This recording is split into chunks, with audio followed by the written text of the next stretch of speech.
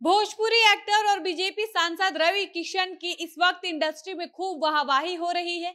इसलिए नहीं कि रवि किशन की कोई अच्छी फिल्म आई है, इसलिए भी नहीं कि रवि किशन को किसी नेशनल अवार्ड से सम्मानित किया गया है, इसलिए भी नहीं कि रवि किशन ने बतौर एक नेता कोई सामाजिक कार्य किया है, बल्कि इसलिए क्योंकि रवि किशन ने वो कर दिखाया है जिसकी भोजपुरिया दर्शकों ने शायद उम्मीद छोड़ दी थी।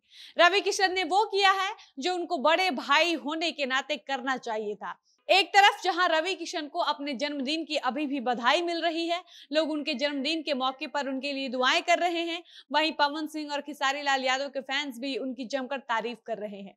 बाकी ये सबको पता है कि बीते दिन लखनऊ के एक होटल में film fair Femina Bhojpuri icons award का आयोजन किया गया था, जहां भोजपुरी सिनेमा के दिग्गज सितारों के अलावा साहित्य, खेल और संगीत जगत के भी कई कलाकार और सितारे शामिल हुए।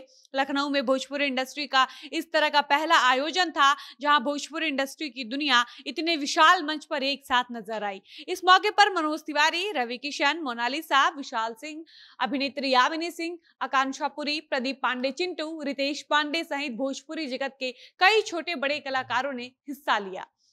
बाकी इस इवेंट की चर्चा सोशल मीडिया पर इसलिए हो रही है क्योंकि इस इवेंट में कुछ ऐसा हुआ जिसे देखकर लोगों को अपनी आंखों पर भरोसा ही नहीं हो रहा था। दरअसल भोजपुरी इंडस्ट्री में पवन सिंह और खेसारी लाल यादव एक दूसरे के कट्टर दुश्मन माने जाते रहे हैं। 1 से 2 दिन पहले तक इनकी दुश्मनी की तुलना लोग सलमान खान और शाहरुख खान की लड़ाई से भी करते रहे हैं। दोनों एक दूसरे को अपने अपने विरोधियों के रूप में देखते थे, लेकिन फिल्म फेयर के कार्यक्रम में रवि किशन ने ऐसा जादू चलाया कि पवन खेसारी अपने सारे विवादों को भूलकर एक दूसरे से गले मिलने पर मजबूर हो गए। अब यहाँ सवाल यह है कि आखिर इतने लंबे समय बाद पवन खेसारी को एक साथ क्यों लाया गया? क्योंकि पवन खेसारी को एक दूसरे से अलग हुए 2 से 3 साल हो चुके हैं, लेकिन अचानक से रवि किशन को क्यों सूझा कि पवन खेसारी को एक होना चाहिए ताकि भोजपुरी इंडस्ट्री और बड़ी हो सके? तो चलिए हम आपको आगे के वीडियो में अच्छे से समझाते हैं कि आखिर वो कौन से कारण थे जिसकी वजह से दो बड़े दुश्मनों को एक साथ मंच पर खड़ा किया गया और गले मिलने पर मजबूर किया गया। लेकिन इससे पहले नमस्कार, मेरा नाम है डॉली पांडे, मेरे साथ है कैमरामैन विशाल और आप देख रहे हैं जनता जंक्शन। पवन खेसारी को एक दूसरे से अलग हुए 2 से 3 साल हो चुके थे। 2 से 3 सालों में इन दोनों स्टारों ने भोजपुरी को घिना कर रख दिया था। 3 साल के बीच खेसारी पवन में खूब गंदे गंदे झगड़े हुए, लेकिन इसी बीच किसी ने इन दोनों बड़े स्टारों को एक करने का नहीं सोचा। इन दोनों से बड़े और सीनियर कलाकारों ने इनके आपसी विवाद में चू तक नहीं किया। इससे पहले किसी ने पवन खेसारी को किसी अवार्ड शो में एक साथ लाने का नहीं सोचा, वरना जो रवि किशन लखनऊ वाले अवार्ड शो में भोजपुरी पावर स्टार पवन सिंह और भोजपुरी हिट मशीन खेसारी लाल यादव को भोजपुरी इंडस्ट्री की जिम्मेदारी का ज्ञान दे रहे थे, वो रवि किशन उस वक्त कहां थे जब कोलकाता वाला अवार्ड शो हुआ था।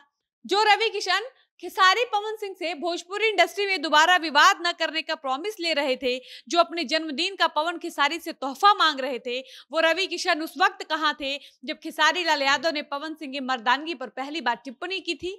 जब दुबई वाला अवार्ड शो हुआ था, रवि किशन चाहते तो उस वक्त भी पवन खेसारी को एक साथ कर सकते थे। रवि किशन चाहते तो उस वक्त भी दोनों भाइयों को बैठाकर आपसी समझौता करा सकते थे। उस वक्त भी दोनों स्टार को यह एहसास करा सकते थे कि अब रवि किशन, मनोज तिवारी निरहुआ के बाद भोजपुरी इंडस्ट्री की जिम्मेदारी पवन खेसारी के कंधे पर है। ऐसे में ये आपस में लड़कर भोजपुरी इंडस्ट्री में गलत एग्जाम्पल सेट कर रहे हैं, लेकिन उस वक्त उन्होंने ऐसा नहीं किया।